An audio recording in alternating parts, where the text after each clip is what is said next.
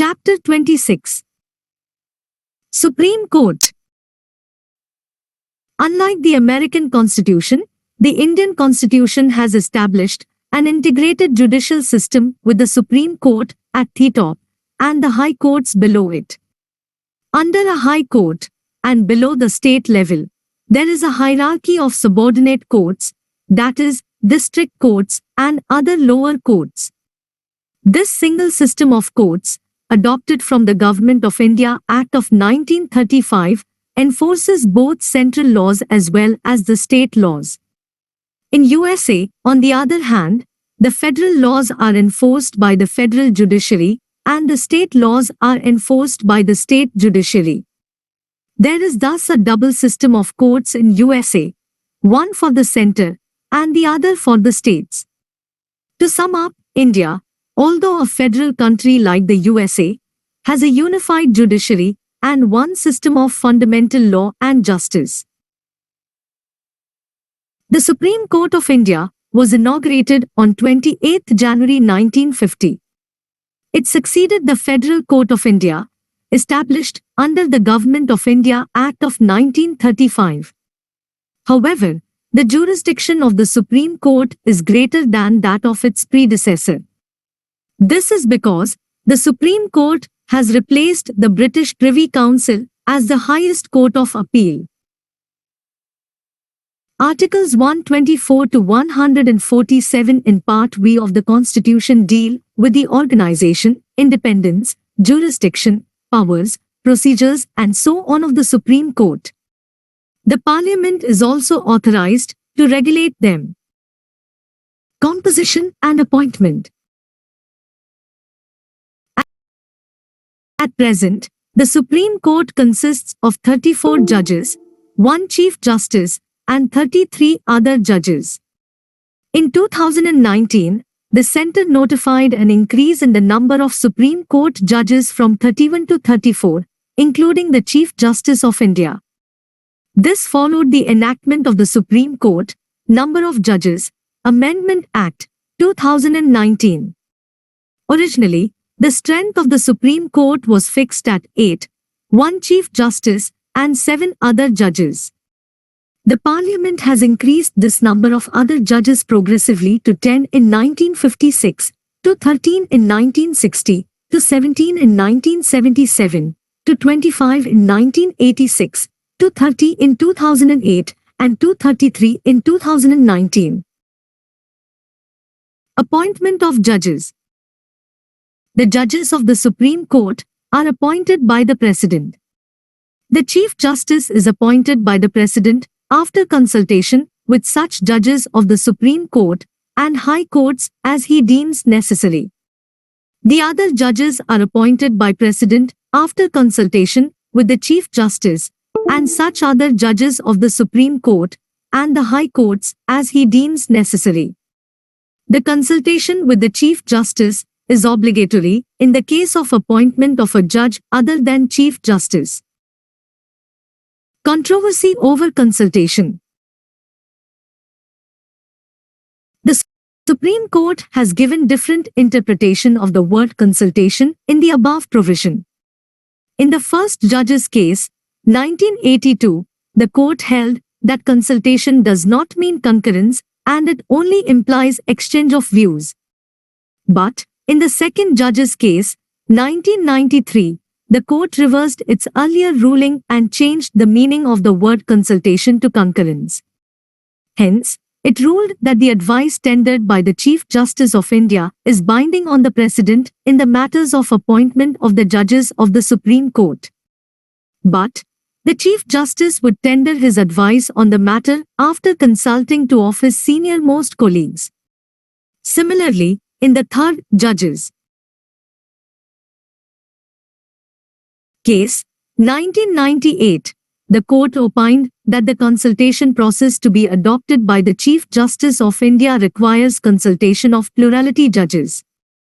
The sole opinion of the Chief Justice of India does not constitute the consultation process. He should consult a collegium of 4 senior-most judges of the Supreme Court, and even if 2 judges give an adverse opinion, he should not send the recommendation to the government. The court held that the recommendation made by the Chief Justice of India, without complying with the norms and requirements of the consultation process, are not binding on the government.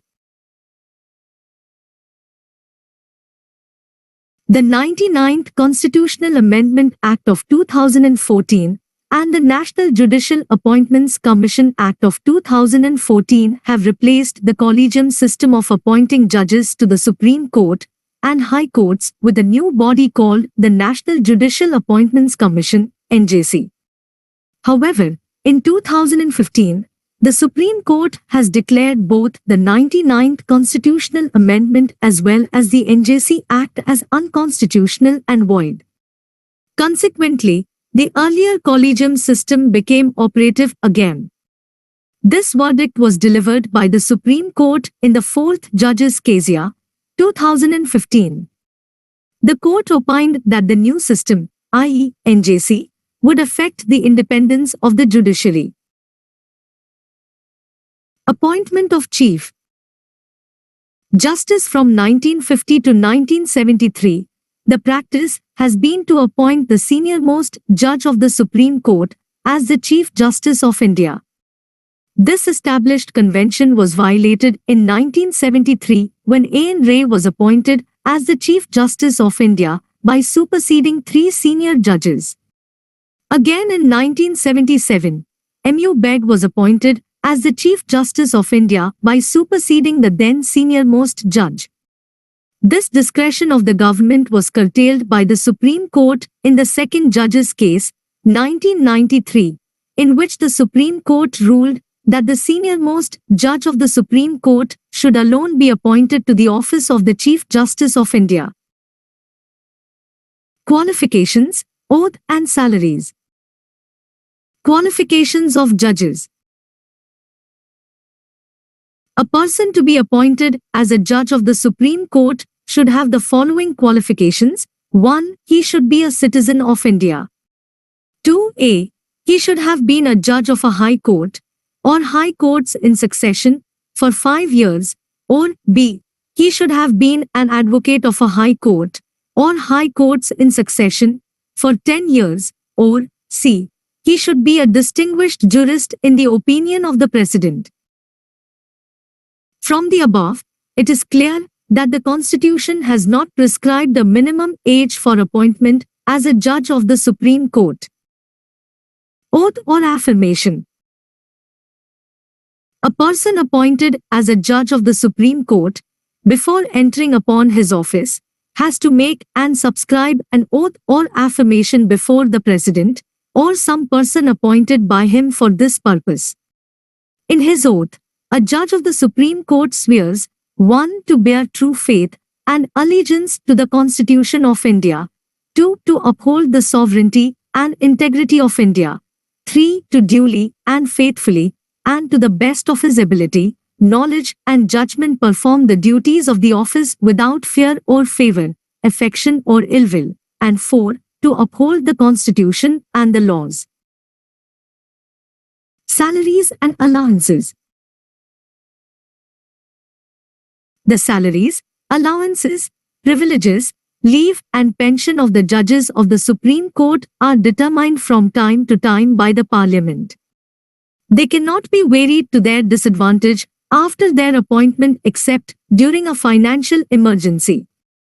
In 2018, the salary of the Chief Justice was increased from 1 lakh rupees to 2.80 lakh rupees per month, and that of a judge from 90,000 rupee to 2.50 lakh rupees per month. They are also paid sumptuary allowance and provided with free accommodation and other facilities like medical, car, telephone, etc. The retired Chief Justice and judges are entitled to 50% of their last drawn salary as monthly pension. Tenure and removal. Tenure of judges. The Constitution has not fixed the tenure of a judge of the Supreme Court.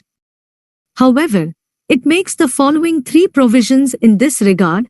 1. He holds office until he attains the age of 65 years. Any question regarding his age is to be determined by such authority and in such manner as provided by Parliament. 2. He can resign his office by writing to the President. 3. He can be removed from his office by the President on the recommendation of the Parliament. Removal of judges. A judge of the Supreme Court can be removed from his office by an order of the President. The President can issue the removal order only after an address by Parliament has been presented to him in the same session for such removal. The address must be supported by a special majority of each House of Parliament, i.e., a majority of the total membership of that House, and a majority of not less than 2/3 of the members of that House present and voting. The grounds of removal are 2.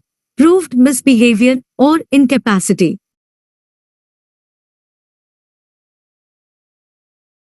The Judges Enquiry Act, 1968, regulates the procedure relating to the removal of a judge of the Supreme Court by the process of impeachment. 1. A removal motion signed by 100 members in the case of Lok Sabha or 50 members in the case of Rajya Sabha is to be given to the Speaker or Chairman. 2. The Speaker or Chairman may admit the motion or refuse to admit it. 3. If it is admitted, then the Speaker or Chairman is to constitute a 3-member committee to investigate into the charges. 4. The committee should consist of a. The Chief Justice or a Judge of the Supreme Court, b. A Chief Justice of a High Court, and c. A distinguished jurist. 5. If the committee finds the judge to be guilty of misbehavior or suffering from an incapacity, the House can take up the consideration of the motion. 6. After the motion is passed by each House of Parliament by special majority, an address is presented to the President for removal of the judge.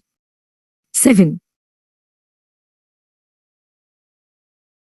Finally, the President passes an order removing the judge. It is interesting to know that no judge of the Supreme Court has been impeached so far. The first case of impeachment is that of Justice V. Ramaswamy of the Supreme Court, 1991 to 1993. Though the Enquiry Committee found him guilty of misbehavior, he could not be removed as the impeachment motion was defeated in the Lok Sabha. The Congress party abstained from voting. Acting, ad hoc and retired judges. Acting Chief Justice. The President can appoint a judge of the Supreme Court as an acting Chief Justice of India when 1. The office of Chief Justice of India is vacant, or 2. The Chief Justice of India is temporarily absent, or 3. The Chief Justice of India is unable to perform the duties of his office. Ad hoc judge. When there is a lack of quorum of the permanent judges to hold or continue any session of the Supreme Court, the Chief Justice of India can appoint a judge of a High Court as an ad hoc judge of the Supreme Court for a temporary period. He can do so only after consultation with the Chief Justice of the High Court concerned and with the previous consent of the President. The judge so appointed should be qualified for appointment as a judge of the Supreme Court. It is the duty of the judge so appointed to attend the sittings of the Supreme Court in priority to other duties of his office. While so attending, he enjoys all the jurisdiction, powers and privileges, and discharges the duties of a judge of the Supreme Court. Retired judge. At any time, the Chief Justice of India can request a retired judge of the Supreme Court or a retired judge of a High Court, who is duly qualified for appointment as a judge of the Supreme Court, to act as a judge of the Supreme Court for a temporary period. He can do so only with the previous consent of the President and also of the person to be so appointed. Such a judge is entitled to such allowances as the President may determine. He will also enjoy all the jurisdiction, powers and privileges of a judge of Supreme Court. But he will not otherwise be deemed to be a judge of the Supreme Court. Seat and procedure. Seat of Supreme Court. The Constitution declares Delhi as the seat of the Supreme Court. But it also authorizes the Chief Justice of India to appoint other place or places as seat of the Supreme Court. He can take decision in this regard only with the approval of the President. This provision is only optional and not compulsory. This means that no court can give any direction either to the President or to the Chief Justice to appoint any other place as a seat of the Supreme Court. Procedure of the Court. The Supreme Court can, with the approval of the President, make rules for regulating generally the practice and procedure of the court. The constitutional cases or references made by the President under Article 143 are decided by a bench consisting of at least 5 judges. All other cases are decided by single judges and division benches. The judgments are delivered by the open court. All judgments are by majority vote, but if differing, then judges can give dissenting judgments or opinions. Independence of Supreme Court. The Supreme Court has been assigned a very significant role in the Indian democratic political system. It is a federal court, the highest court of appeal, the guarantor of the fundamental rights of the citizens and guardian of the Constitution. Therefore, its independence becomes very essential for the effective discharge of the duties assigned to it. It should be free from the encroachments, pressures, and interferences of the executive, Council of Ministers, and the legislature, Parliament. It should be allowed to do justice without fear or favor. 1. Mode of appointment. The judges of the Supreme Court are appointed by the President, which means the Cabinet, in consultation with the members of the judiciary itself, i.e., judges of the Supreme Court and the High Courts. This provision curtails the absolute discretion of the executive, as well as ensures that the judicial appointments are not based on any political or practical considerations. 2. Security of tenure. The judges of the Supreme Court are provided with the security of tenure. They can be removed from office by the President only in the manner and on the grounds mentioned in the Constitution. This means that they do not hold their office during the pleasure of the President, though they are appointed by him. This is obvious from the fact that no judge of the Supreme Court has been removed or impeached so far. 3. Fixed service conditions. The salaries, allowances, privileges, leave and pension of the judges of the Supreme Court are determined from time to time by the Parliament. They cannot be changed to their disadvantage after their appointment except during a financial emergency. Thus, the conditions of service of the judges of the Supreme Court remain same during their term of office. 4. Expenses charged on Consolidated Fund. The salaries, allowances and pensions of the judges and the staff as well as all the administrative expenses of the Supreme Court are charged on the Consolidated Fund of India. Thus, they are non-votable by the Parliament, though they can be discussed by it. 5. Conduct of judges cannot be discussed. The Constitution prohibits any discussion in Parliament or in a state legislature with respect to the conduct of the judges of the Supreme Court in the discharge of their duties, except when an impeachment motion is under consideration of the Parliament. 6. A ban on practice after retirement. The retired judges of the Supreme Court are prohibited from pleading or acting in any court or before any authority within the territory of India. This ensures that they do not favor anyone in the hope of future favor. 7. Power to punish for its contempt. The Supreme Court can punish any person for its contempt. Thus, its actions and decisions cannot be criticized and opposed by anybody. This power is vested in the Supreme Court to maintain its authority, dignity, and honor. 8. Freedom to appoint its staff. The Chief Justice of India can appoint officers and servants of the Supreme Court without any interference from the executive. He can also prescribe their conditions of service. 9. Its jurisdiction cannot be curtailed. The Parliament is not authorized to curtail the jurisdiction and powers of the Supreme Court. The Constitution has guaranteed to the Supreme Court jurisdiction of various kinds. However, the Parliament can extend the same. Separation from executive. The Constitution directs the state to take steps to separate the judiciary from the executive in the public services.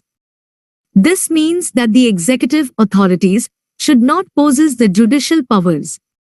Consequently, upon its implementation, the role of executive authorities in judicial administration came to an end.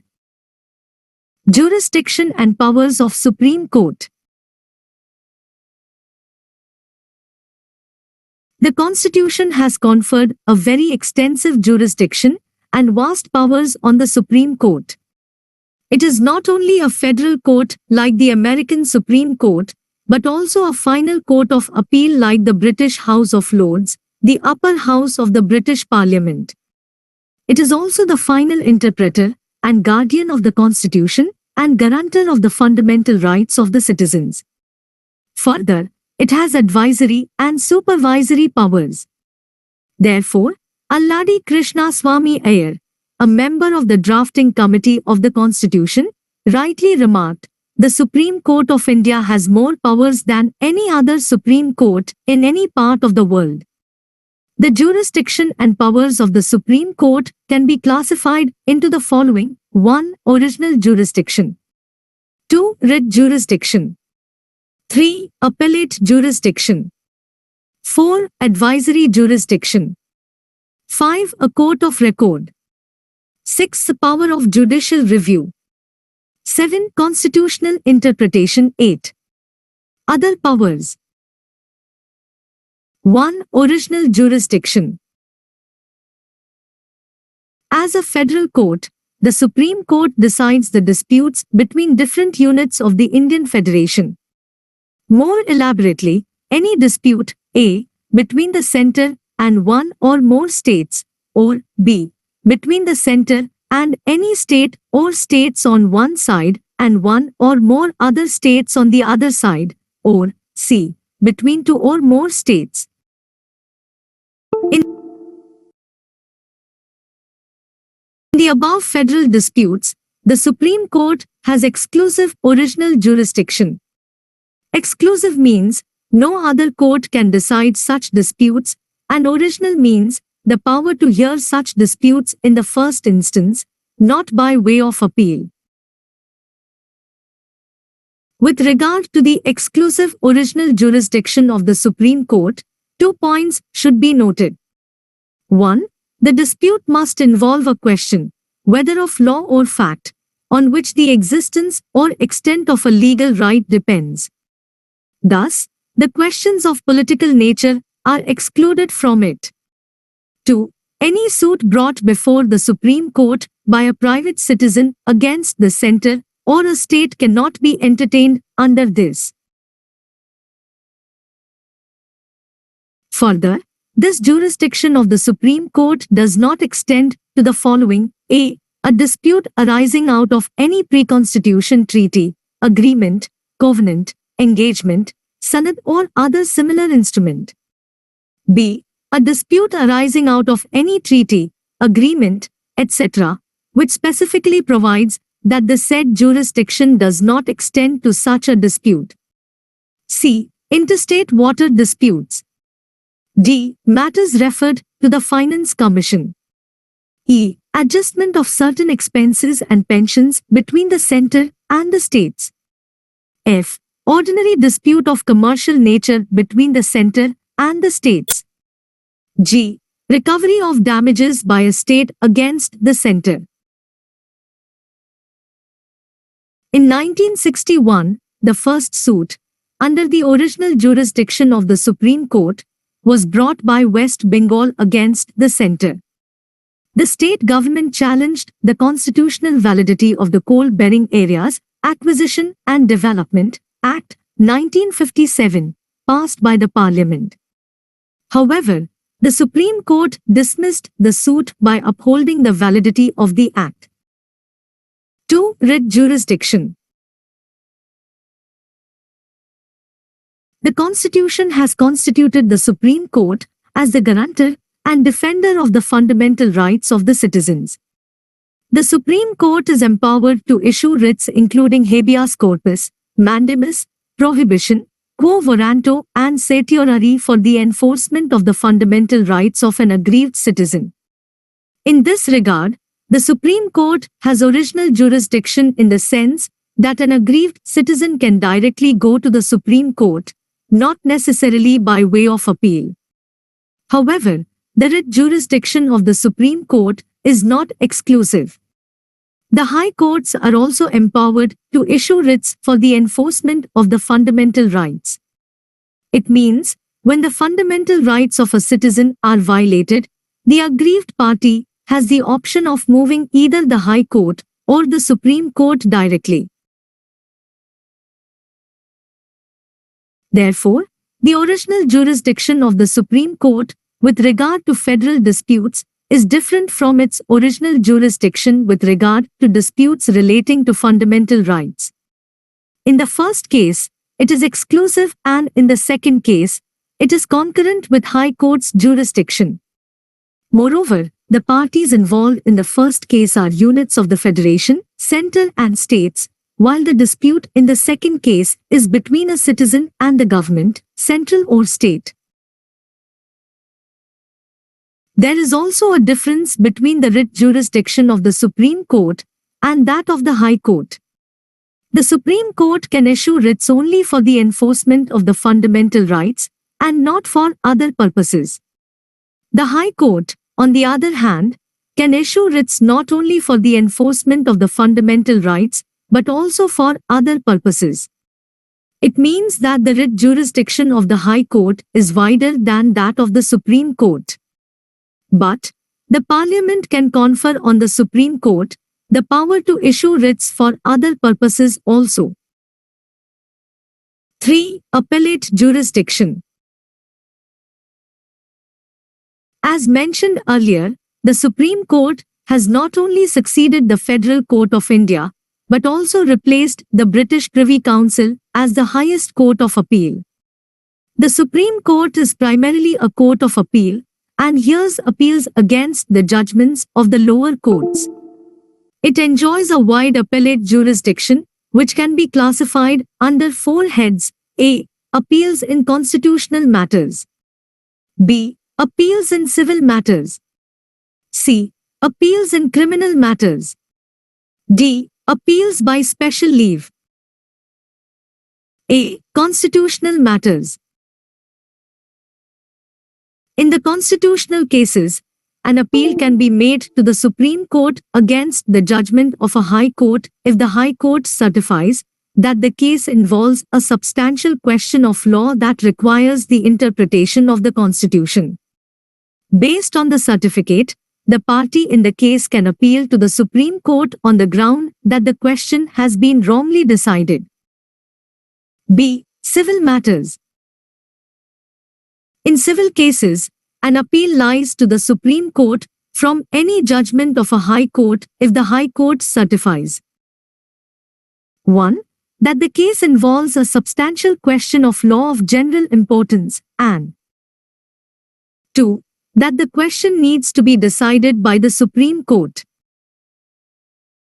Originally, only those civil cases that involved a sum of 20,000 rupees could be appealed before the Supreme Court. But this monetary limit was removed by the 30th Constitutional Amendment Act of 1972.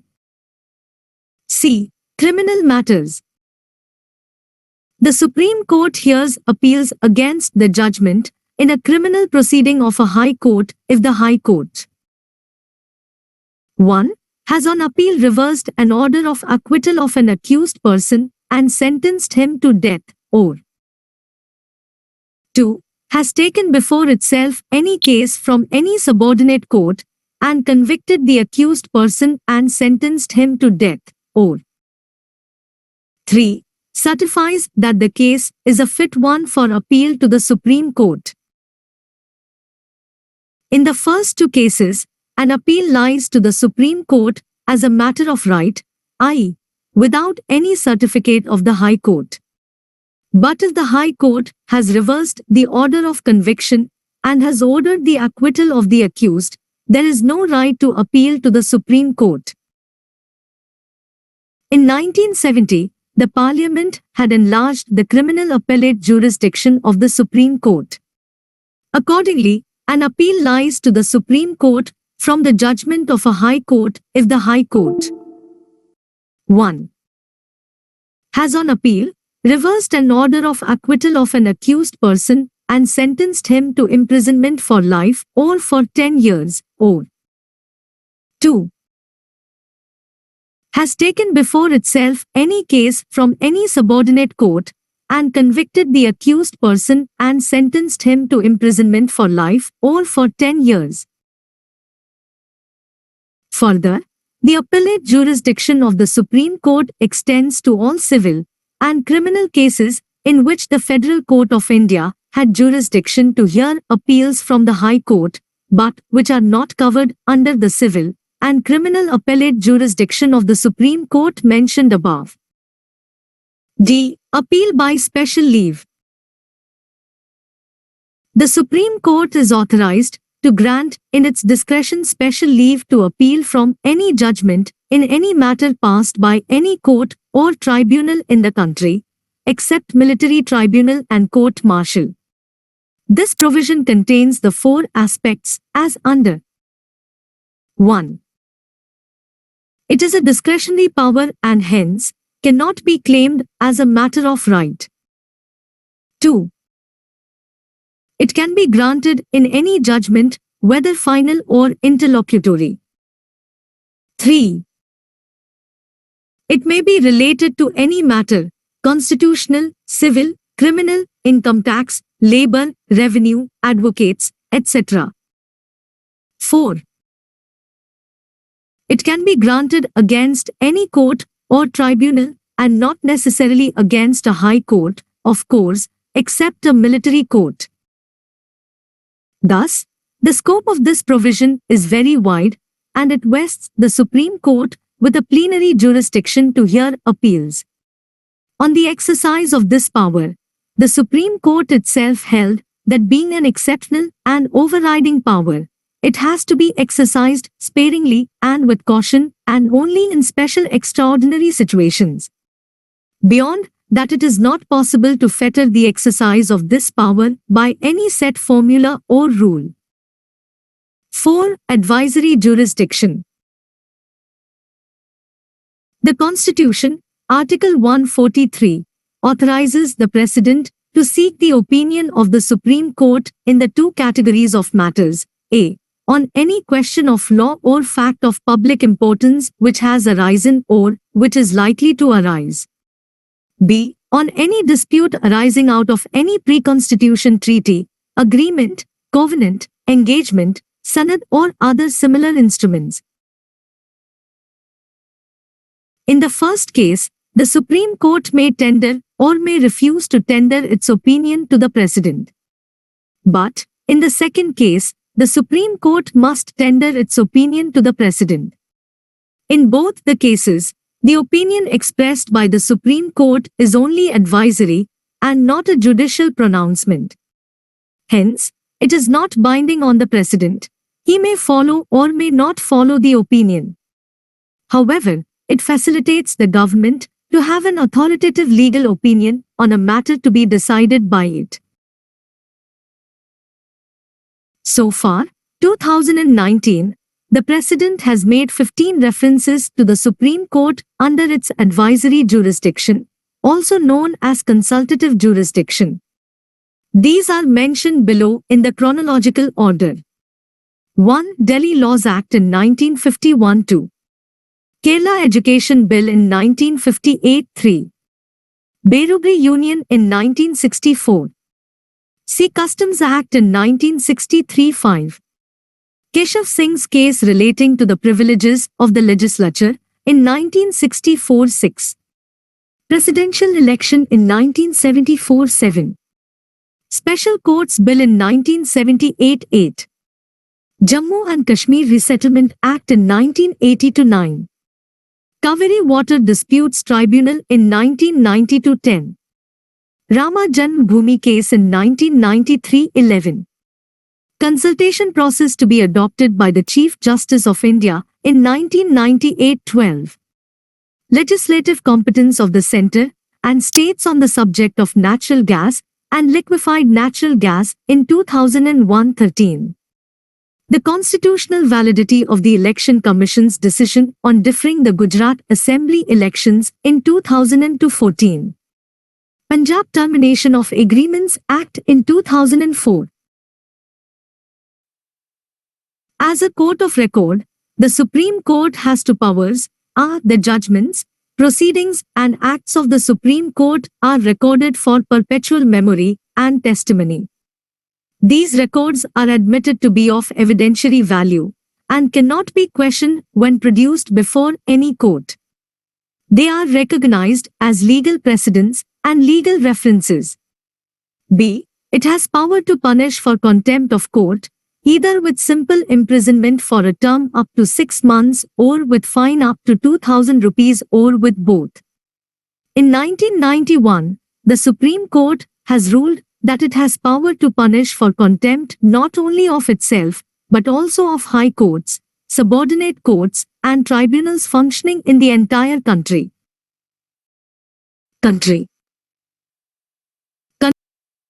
Contempt of court may be civil or criminal. Civil contempt means willful disobedience to any judgment, order, writ or other process of a court or willful breach of an undertaking given to a court. Criminal contempt means the publication of any matter or doing an act which 1. Scandalizes or lowers the authority of a court, or 2. Prejudices or interferes with the due course of a judicial proceeding, or 3. Interferes or obstructs the administration of justice in any other manner. However, innocent publication and distribution of some matter, fair and accurate report of judicial proceedings, fair and reasonable criticism of judicial acts, and comment on the administrative side of the judiciary do not amount to contempt of court. 6. Power of judicial review. Judicial review is the power of the Supreme Court to examine the constitutionality of legislative enactments and executive orders of both the central and state governments. On examination, if they are found to be violative of the Constitution, ultravirus, they can be declared as illegal, unconstitutional and invalid, null and void, by the Supreme Court. Consequently, they cannot be enforced by the government. 7. Constitutional interpretation.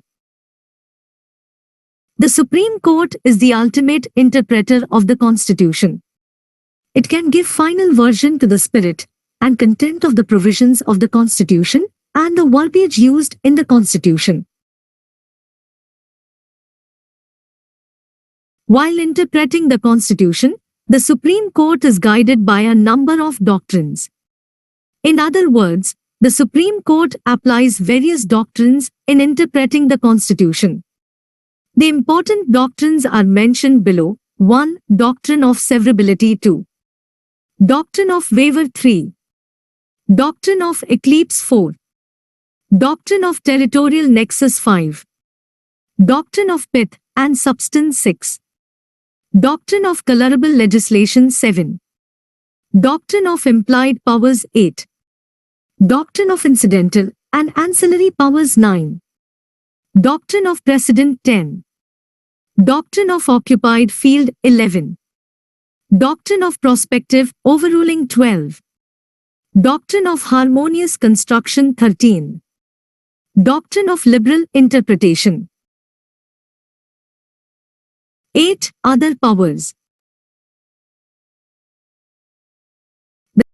Besides the above, the Supreme Court has numerous other powers. A. It decides the disputes regarding the election of the President and the Vice President. In this regard, it has the original, exclusive and final authority.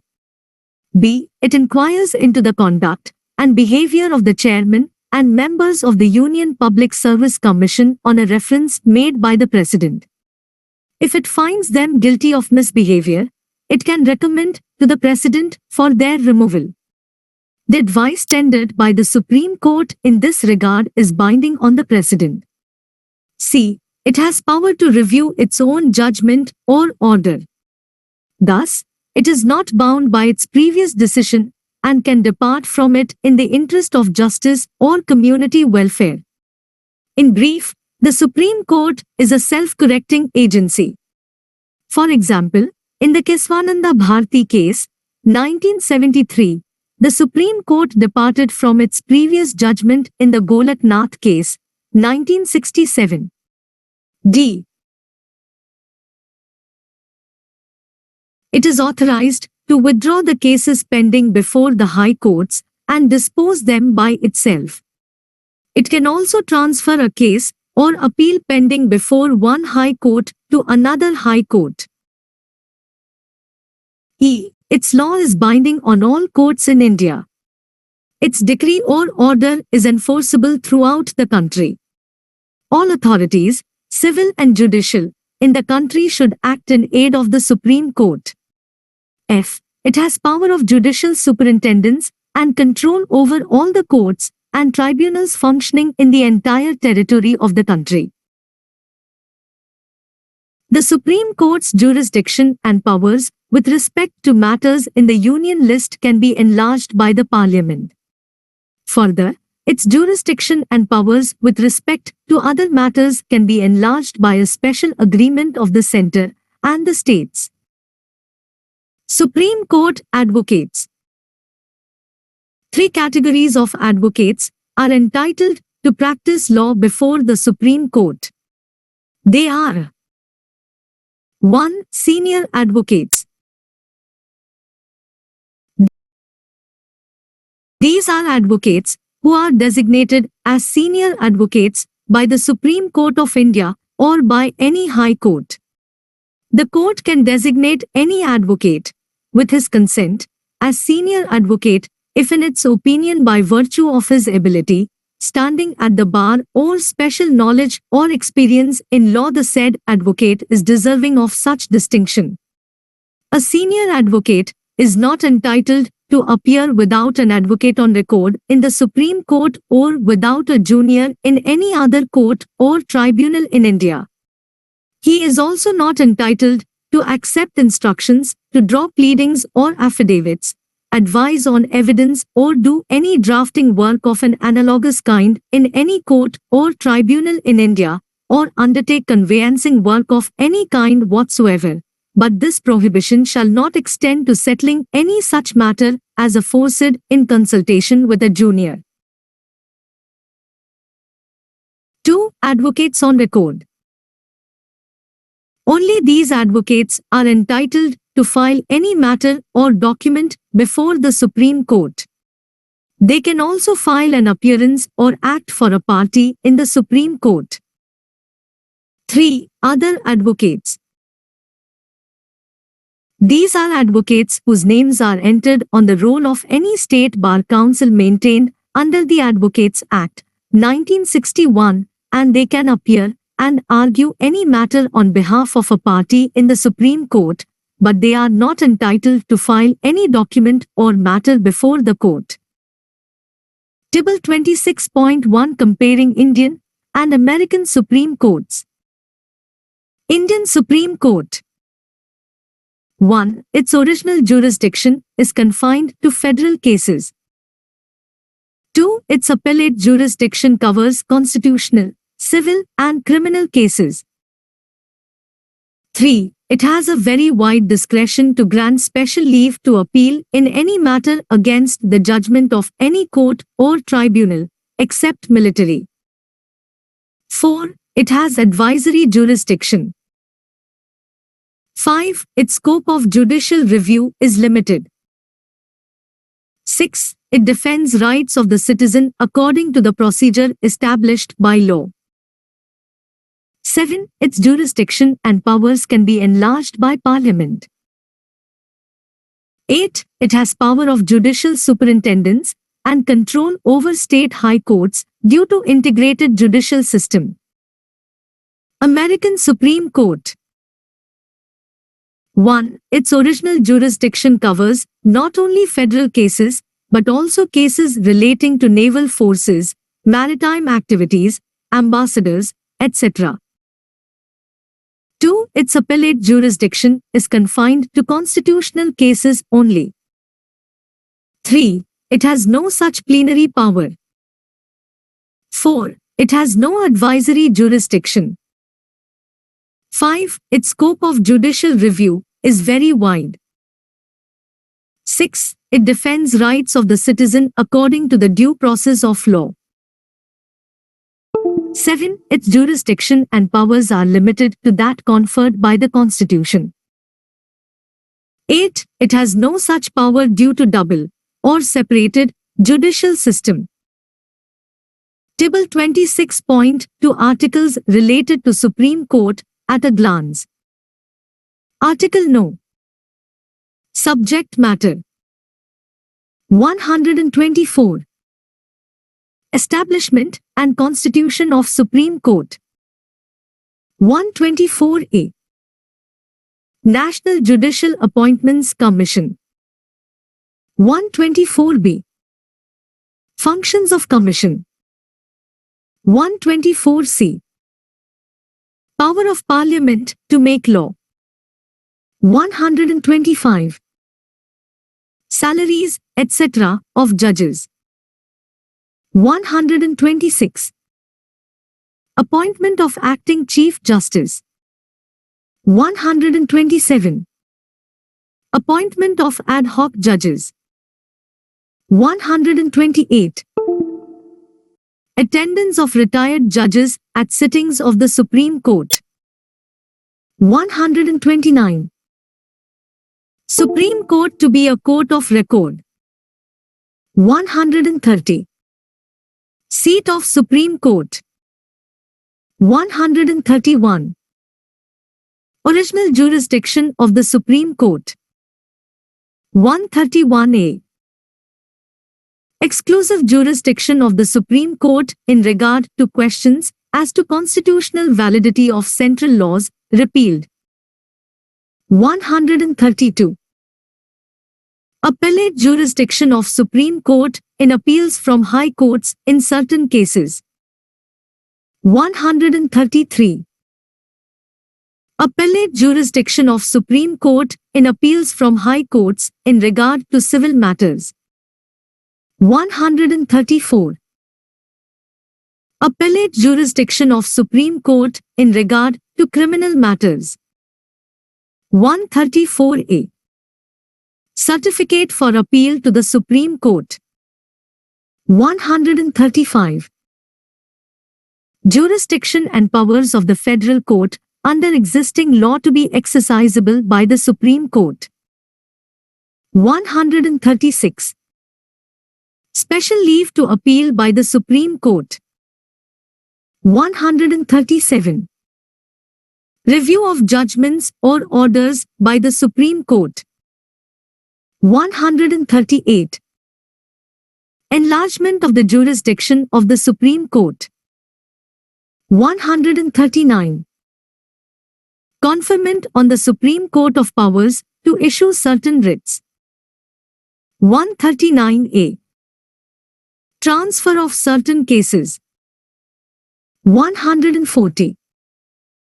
Ancillary powers of Supreme Court. 141. Law declared by Supreme Court to be binding on all courts.